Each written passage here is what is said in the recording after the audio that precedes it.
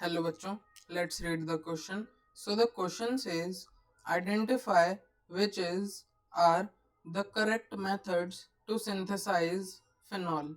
यानी हमें जो तीन रिएक्शंस दे रखे हैं A, B और C, इसमें से हमें ये बताना है कि कौन सा ऑप्शन करेक्ट होगा, यानी कौन से मेथड्स करेक्ट हैं हमारे फिनॉल की प्रिपरेशन के लिए। तो सबसे पहले हम इस क्वेश्चन के की कॉन्सेप्ट की बात करते हैं।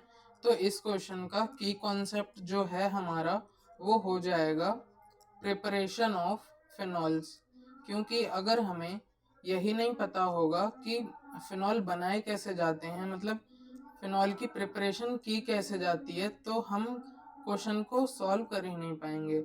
तो इसके लिए हमें प्रीरेक्विजिट नॉलेज होनी चाहिए कि हम हाउ टू प्रिपेयर फिनॉल, यानी हमें प्रिपरेशन कैसे करनी चाहिए फिनॉल की। तो प्रिपरेशन के लिए मेथड्स होते हैं कुछ फिनॉल के, जैसे हम ऑप्शन ए से स्टार्ट करते हैं।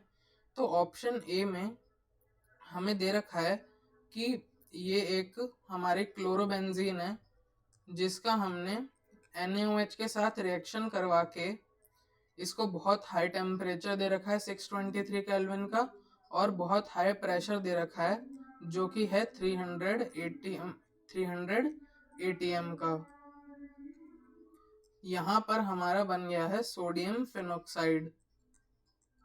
अब हम इसके अंदर HCl डाल रहे हैं, तो ये हमें हमारा फिनॉल दे रहा है। तो ये रिएक्शन बिल्कुल सही रिएक्शन है, और हम इस रिएक्शन को कहते हैं डाउज प्रोसेस। ओके, ये डाउज प्रोसेस के नाम से एक नेम्ड और फेमस रिएक्शन है।